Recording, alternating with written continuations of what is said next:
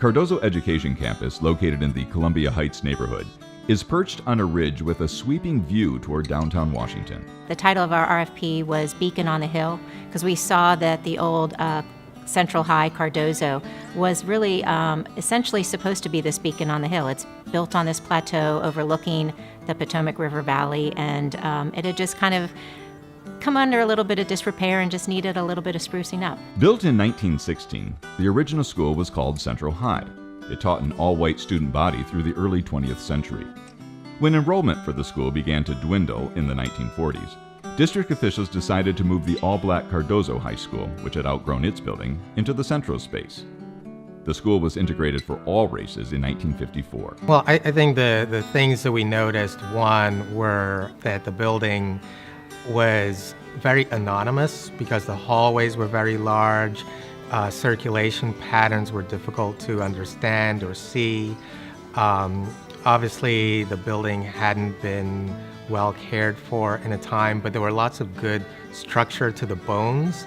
But we did see that it needed to be modernized to work with the 21st century sort of learning environments that they were trying to create.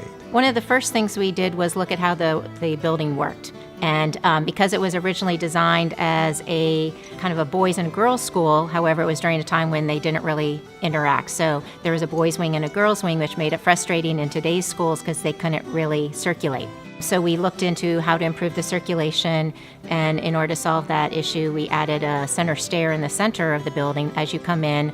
That allowed us to have a backdrop. That's a historic mural that went behind that. Students were able to actually look at the mural and see, Cardozo used to be Central High School, and it actually became like a history lesson, beginning to talk to the students about, how we went from being Central to currently, Francis L. Cardozo, and also about, the different locations where the school has been in the past. Cardozo originally had two gyms, a boys' gym and a girls' gym, both of which were not regulation. The students at the school had not seen a home basketball game since 1954. A new gym was added, maintaining existing historic views. To be sensitive to the existing school and to the community, that gym building is actually sunken down so that it doesn't tower over or appear to compete with the existing building. Technology enhancements were made, adding data projectors and interactive whiteboards to classrooms. In addition, new student environments were created, such as flexible learning spaces and computer labs. And the students were, when they walked in, their mouths were wide open. They were like, this is not the same school that we left. Many of them just stood in silence and just in awe of just how beautiful the building was.